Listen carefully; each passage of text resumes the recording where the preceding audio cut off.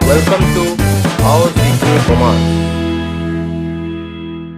Hello viewers, welcome to my channel. आज मैं सीखना जा रहा हूँ कैशबुक का practical class part 1 American approach से। तो चलिए शुरू करते हैं। आप पेन एंड पेपर लेके बैठ जाइए और ये कैशबुक जो फॉर्मेट है वो फॉर्मेट को आप पेपर में डाल लीजिए।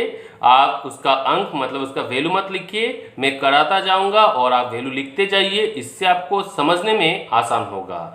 तो ट्रांजैक्शन के लिए 2 अकाउंट होना पड़ता है, इसे मैंने पहले ही बताया। एक अगर डेबिट होता है तो दूसरा क्रेडिट होगा, अगर दूसरा क्रेडिट होता है तो एक डेबिट होगा।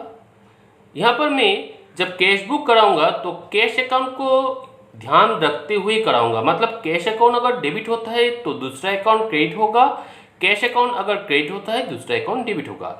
इस कॉन्सेप्ट से जब मैं कराऊंगा तो थोड़ा टाइम बच जाएगा। तो चलिए शुरू करते हैं। क्वेश्चन में आपको पहले देखना होगा क्वेश्चन में ओपनिंग बैलेंस है या नहीं है। इस क्वेश्चन में ओपनिंग बैलेंस है 5000। तो कैश बुक का जो कैश अकाउंट है, cash account actually asset account है। Asset account always shows debit balance. तो ओपनिंग बैलेंस के डेबिट मतलब कैश बुक के डेबिट साइड में आप लिख के डेट लिख के टू बैलेंस ब्रॉट डाउन कितना 5000। तो अमाउंट कॉलम में आप 5000 लिख दीजिए, ठीक है। उसके बाद सीरियली आइए। 1 नवंबर 2019 परचेज गुड्स फॉर कैश 10,000। अब परचेज किया तो परचेज एक अकाउंट हो गया और कैश एक अकाउंट हो गया। आप कैश को पकड़िए। कैश एसेट अकाउंट है, इंक्रीज हुआ ना डिक्रीज हुआ उसे देखिए। परचेज करने से खर्चा होता है, कैश डिक्रीज होता है। डिक्रीज होने के कारण वो क्रेडिट होगा। इस कारण कैशबुक के क्रेडिट साइड में दूसरा अकाउंट क्या है, परचेज लिख के आप कितना 10,000 लिख दीजिए, ठीक है। नेक्स्ट 3 नवंबर 2019 कैश सेल्स ₹25,000। मतलब सेल किया, सेल एक अकाउंट है और कैश एक अकाउंट है। सेल करने से कैश इंक्रीज होता है या डिक्रीज होता है। बिजनेस में कैश इंक्रीज होता है, इंक्रीज होने के कारण इसे डेबिट कीजिए। मतलब कैश बुक के डेबिट साइड में डेट लिख के आप लिखिए टू सेल्स कितना 25,000 लिख दीजिए। Next 5 November 2019 paid to Latika 3,000। मतलब लतिका को बिजनेस से पैसा दिया। तो लतिका एक अकाउंट हो गया और कैश एक अकाउंट हो गया। तो कैश आया या गया, कैश चला गया, कैश डिक्रीज हो गया। इस कारण कैश बुक के क्रेडिट साइड में फिर से आप लिखिए बाय लतिका डेट लिख के कितना 3000, ठीक है। अपने कॉपी में आप उतार लीजिए। Next 10 November 2019 receive from Ravi 2000। अच्छा, रवि से पैसा मिला तो बिजनेस में पैसा इंक्रीज हुआ। इस कारण कैश अकाउंट के डेबिट साइड में आप डेट लिख के लिखिए टू रवि कितना 2000। नेक्स्ट 12 नवंबर 2019 सैलरी पेड 1000, कमीशन रिसीव 2000। अच्छा, सैलरी जब रिसीव करते हैं तो सैलरी पेड है। सैलरी जब हम पेड करते हैं तो कैश डिक्रीज होता है। इस कारण कैश बुक के क्रेडिट साइड में आप लिखिए बाय सैलरी 1000। दूसरी तरफ कमीशन रिसीव करने से पैसा आता है तो कैश इंक्रीज होता है। तो कैश बुक के डेबिट साइड में आप लिखिए टू कमीशन कितना 2000, ठीक है। अब क्या करना है, और कोई ट्रांजैक्शन है नहीं है। अब हमें डेबिट साइड को टोटल करना होगा, वो टोटल क्रेडिट साइड में लिखना होगा। चलिए कोड करते हैं। यहाँ पर हो गया 5000। आप पूरा लिखिएगा, मेरा यहाँ पर समझाने के लिए मैंने ऐसे लिखा, पूरा लिखिएगा। 5000 प्लस 25,000 कितना हुआ 30,000, फिर 2000 32,000, नेक्स्ट 2000 34,000। तो यहाँ पर 34,000 आ गया। वो 34,000 क्रेडिट साइड में भी लिख दीजिए 34,000, क्रॉस डबल क्रॉस दे दीजिए, इसको क्लोजिंग कहते हैं। अब last day of the year मतलब यहाँ पर क्या होगा 30 नवंबर 2019 लिख के बाय बैलेंस क्रेडिट डाउन कितना, ये 34 से आप पहले 10,000 माइनस कीजिए, फिर कितना होगा 24, फिर 3000 माइनस कीजिए कितना होगा 21, नेक्स्ट 1000 माइनस कीजिए कितना होगा 20,000। तो कितना मिल गया हमें 20,000 क्लोजिंग। यहाँ पर अगर क्लोजिंग होता है इस तरफ फर्स्ट यहाँ पर last day of the month मतलब 30 नवंबर 2019, तो यहाँ पर क्या होगा 1 दिसंबर 2019 यहाँ पर होगा। ठीक है, बाय बैलेंस ब्रॉट डाउन लिख के आप लिख दीजिए कितना 20,000। चलिए और एक क्वेश्चन सॉल्व करते हैं। आप वीडियो को पॉज करके फॉर्मेट उतार लीजिए अपनी कॉपी पर, लेकिन उसका वैल्यू मत लिखिए, मैं कराता जाऊंगा आप वैल्यू पुट करते जाएंगे, इससे आपको समझने में आसान होगा। तो क्वेश्चन में आप देखिए कोई ओपनिंग बैलेंस है क्या?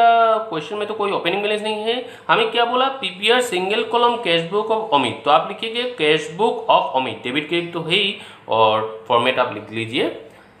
चलिए 5 January 2019 borrow from Pooja 20,000 start business 5,000, मतलब बिजनेस स्टार्ट किया और पूजा से पैसा लिया, दो डिफरेंट है। तो बिजनेस स्टार्ट से शुरू करते हैं। अगर प्रोप्राइटर बिजनेस स्टार्ट करते हैं कंट्रीब्यूट करते हैं पैसा तो उसे कैपिटल कहते हैं।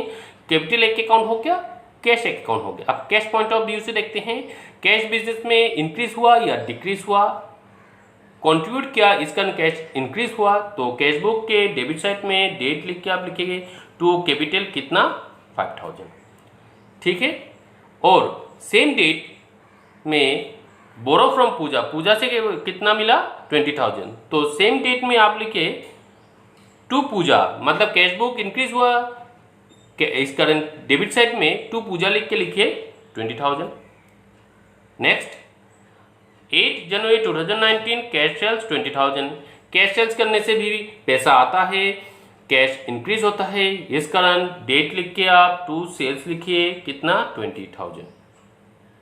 नेक्स्ट 11 जनवरी 2019 हाउस रेंट 5,000, हाउस रेंट दिया मतलब बिजनेस हाउस रेंट दिया तो बिजनेस से पैसा चला गया डिक्रीज हुआ, इस कारण कैश साइड में आप डेट लिख के बाय हाउस रेंट लिखिए कितना 5,000। नेक्स्ट 10 नवंबर नहीं होगा 10 जनवरी 2019 प्रसून रिसीव फ्रॉम आज 2,000, प्रसून हमसे पैसा लिया, तो हमने क्या किया हम पैसा दिया, उसको घुमा के लिखा एक्चुअली हमने पैसा दिया, तो कैश इंक्रीज हुआ और डिक्रीज हुआ, कैश डिक्रीज हुआ तो कैश बुक के क्रेडिट साइड में आप लिखे डेट लिख के बाय प्रसून कितना 2,000 लिख लिए। नेक्स्ट 12 जनवरी होगा 12 जनवरी क्योंकि जनवरी चल रहा है, 12 जनवरी withdraw from personal use 1,000, proprietor अगर पर्सनल यूज के लिए विड्रॉ करता है तो उसे ड्रॉइंग्स कहते हैं। एक अकाउंट मिल गया ड्रॉइंग्स, और क्या विड्रॉ किया कैश विड्रॉ किया।